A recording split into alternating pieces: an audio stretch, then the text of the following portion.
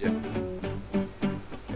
Dan desainnya kalau kalian mau pakai underbone ini ayam jago dengan Semanga CB150. Nah, ngomongin soal kompresi untuk ininya bisa kalian lihat di sini 12 volt 5 Ah. Ngomongin soal apa istilahnya peleknya ya, ini sela-selanya gas buang ya, lumayan kerasa.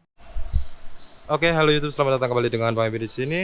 Sekarang adalah kita lihat warna dan juga desain daripada Sonic ya. Kalian yang era-era lama di tahun-tahun 90 2000-an lah ya, ini pasti tahu kalau ini salah satu legendnya Honda Sonic dulu bersaing ketat ya, dan racingnya. Jadi ini salah satu andalannya selain daripada Supra GTR ya, revolusinya. Jadi untuk Honda Sonic sendiri masih reborn ini. Honda Sonic itu punya sejarah panjang ya guys ya. Bakalan ngelihat Honda Sonic adalah jajaran daripada motor yang punya sejarah panjang dan juga bagus di race yang di sini ya. Oke. Dan pada saat waktu saya dulu itu Honda Sonic itu termasuk jajaran motor yang kalau orang punya itu wah gitu kalau lewat pada zaman masa dulu. Nah, kalian bisa merasakan lagi masa-masa kejayaan dulu dengan melirik Honda Sonic ini. Ini adalah opsi yang bagus ya. Dan desainnya juga sudah mengikuti modernisasi. Untuk mesinnya masih menggunakan tipe 4 langkah DOHC 4 katup ya. Nah, seperti ini. Radiatornya pas banget di sana. Kapasitas mesinnya 149,16 cc. Dan bahan bakarnya jangan takut kalau ini akan boros banget karena dia dibekali dengan Honda PGM Fi ya. Dimana Honda PGM Fi itu mempunyai kelebihan dia irit banget untuk bahan bakar. Lalu untuk diameter langkah dia menggunakan 57,3 dan 57,8 untuk langkahnya. Transmisinya 6 percepatan. 6 percepatan, cuman di sini harus dinotis dulu ya. Kenapa untuk footstepnya dia masih ada belakang ini? Apa dia difungsikan untuk kenyamanan? Tapi kalau ngomongin soal Honda Sonic seharusnya kenyamanan sudah tidak diinikan. Jadi dia harusnya footstepnya sudah underbone. Itu sih sebenarnya. Cuman kayaknya sih ya, kalau aku lihat ya, dia di sini adalah pasangan. Jadi tidak dipersulit. Nah, ini sih. Jadi kalau misalkan kalian mau pakai underbone ini gampang. Ini hanya opsi untuk kalian yang mau dipakai buat kenyamanan juga sih. Ini bisa dilepas, kalian ganti dengan versi underbone. Saya tadi nggak lihat ini, kalau lihat ini berarti ini sudah benar ya. Dan untuk list stripnya dia sudah mengikuti zaman ya. Dimana listnya ini cukup keren, tekno banget ini. Dan keunggulan mesin juga masih dipertontonkan di sini. Jika kalian ingin tahu kelebihannya motor ayam jago dengan Semanga CB150 lah ya. Jadi di sini adalah menang di bagian bobot ya. Karena motor ini masih ayam jago, otomatis dia bakalan lebih kenceng karena bobotnya lebih ringan. Meskipun sama-sama mesinnya sama kan seperti itu, misalkan seperti itu. Jadi bobotnya di sini bakalan kurang. Nah, ngomongin soal kompresi untuk ininya adalah 11,3 banding 1. Jadi minimal bahan bakar anjuran yaitu Pertamax dan RON 95 maka malah akan lebih bagus ya di sini ya. Terus untuk tipe rangkanya yaitu twin tube steel ya. Dan untuk suspensinya teleskopik, belakangnya dia menggunakan rangkaian suspensi tunggal ya. Dan untuk rem cakramnya itu cakram hidrolik, belakang juga hidrolik. Ban belakang dia menggunakan 80/90 ring 17 50P dan ukuran ban depannya 70/90.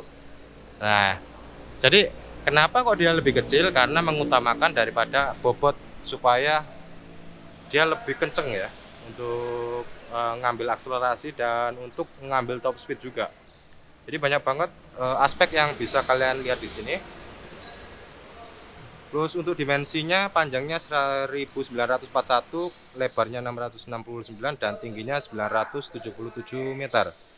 Tinggi tempat duduknya dari sini nih 762 dan jarak sumbu rodanya 1275, lalu jarak terendah ke tanah atau ground clearance-nya 140 mm ya. Untuk perbedaan dengan yang lama, di mana di sini udah tekno semuanya. Jadi bukan meruncing sih, lebih tepatnya tekno gitu kalau aku bilang. Lalu untuk kapasitas tangki bahan bakar yaitu 4 liter. Kenapa 4 liter? Ya karena itu tadi, dia mengutamakan daripada ini ya, mengutamakan untuk bobot supaya tidak terlalu berat. Dan olinya memang rata-rata sport menggunakan ini ya, 1,1 di sini ya. 1,1 liter. Dan untuk kelistrikannya dia menggunakan baterai MF watt 12 volt 5 Ah. Untuk pengapiannya menggunakan full transistors. Jadi buat teman-teman yang misalkan pengen nyari motor kenceng, bobot ringan, buat kebut-kebutan dan anak muda banget, salah satu opsinya ini. Dan ditambah lagi kalian bisa lihat untuk warnanya hitam dengan campuran warna merah ini ya, merah Fireblade ya.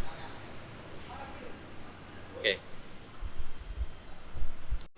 Sekarang kita ngomongin mufflernya. Nah ini nih, ayam jago itu mufflernya nggak perlu aneh-aneh, nggak perlu desain penuh yang apa-apa. Yang dibutuhkan itu adalah dia bisa membuang gas dengan cukup bagus ya. Ini seperti ini. Dan ini masih ngambil konsep desain lama daripada Sonic yang lama ya, seperti ini.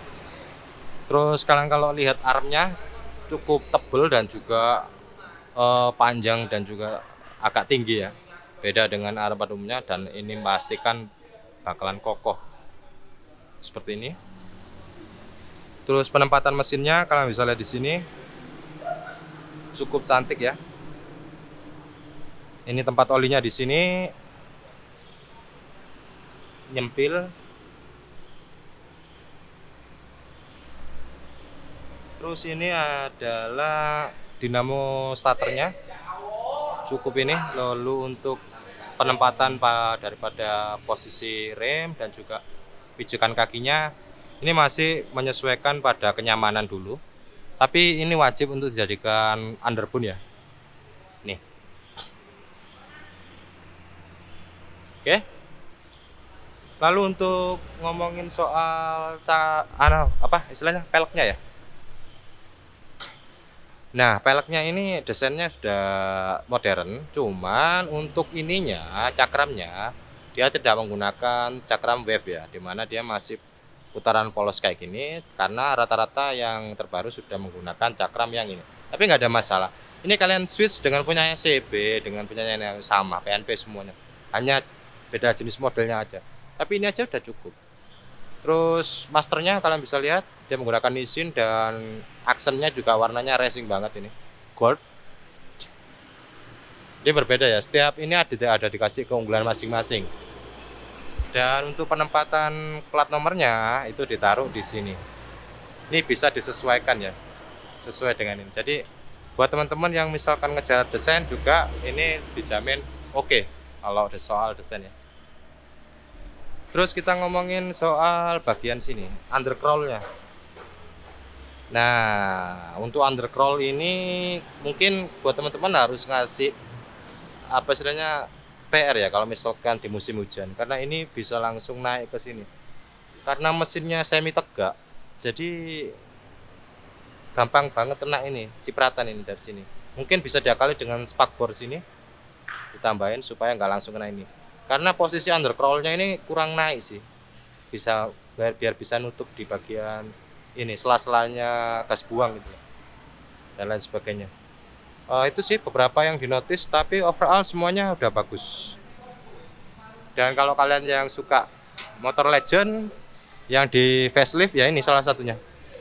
Selain daripada Supra ya, karena Supra memang legend dan ada versi Supra GTR, tapi selain Supra GTR, Honda juga punya yang memang dari awal itu racing ya, dimana itu adalah Sonic. Sonic ini legendnya Honda dari dulu. Oh ya, kita belum ngomongin soal ini dulu, anak kuncinya. Oke, desainnya masih sama ya dengan CB maupun CBR. Dia bobotnya lumayan kerasa dan build quality-nya juga beda, meskipun dia masih magnetik ya.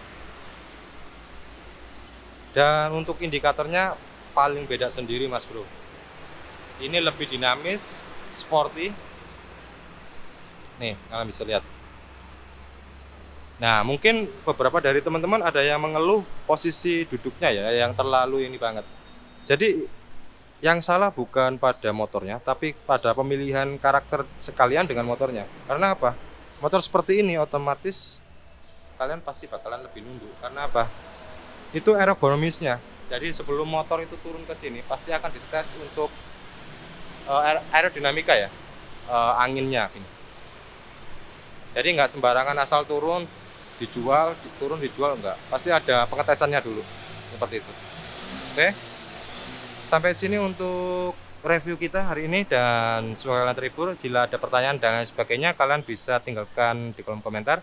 Kalau kalian berminat dengan motor ini, kalian bisa hubungi tim marketing yang sudah ada di kolom deskripsi. Kita sudah sediakan di sana. Atau mau berkunjung ke dealer, bisa kalian datang ke Sukodadi. Di sana bisa dilayani dengan sepenuh hati. Sekian dari Bang Evi dan selamat beraktivitas kembali.